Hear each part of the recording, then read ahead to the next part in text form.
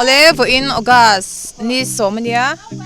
tuna hian chokan ekhawmna na Tluanga birthday zadin tlai menu kan han en lokang engenge kan metur artui kan ania chonta hianin hei enge o hei alu tang siang hei papur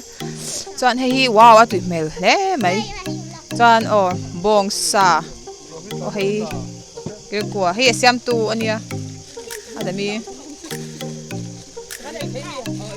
hete hana birthday ni tu lo hoilok role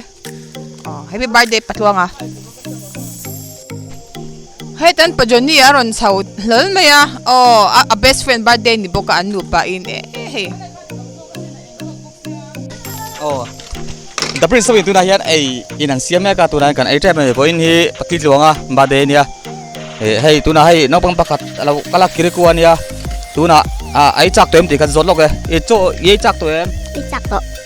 ko ni tu birthday nge ya Tluang aking tunga eng sang siam sale bong ani chu tui de nei ro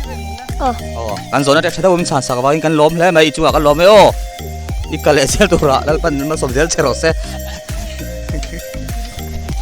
ole heiru ruti tram pui teng ron kala kan ko me thunga voin hi limem lim ve thau lim ve thau ni he tari ni ron kal bokari ni limem lim top ni chu chon he ta han ko sing ha hi Tluanga fanunia ani hi lim vem lim limani ta lizai omoka limem ani hi lim kan limani heta uma chungi a local boka nang limem lime kan lim ka ni chu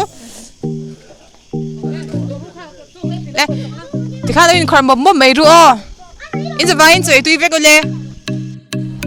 heta hian na pang pani kha dan la ei zo lo dewa liza i le rem remin an la ei zo lo ni in so tu yem engi me asa ani le rem remi he denge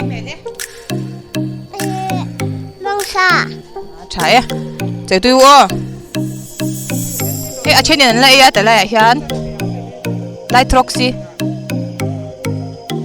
lo ba ba ro le ajoni po ai che tu ranga i la hera chanu na ya eta po ai me ka ta poram dinan ya yei porem hi abeni best friend ania ni ko in airport tura ngai lo ba bai ro le khati zong kha report contact che chu ni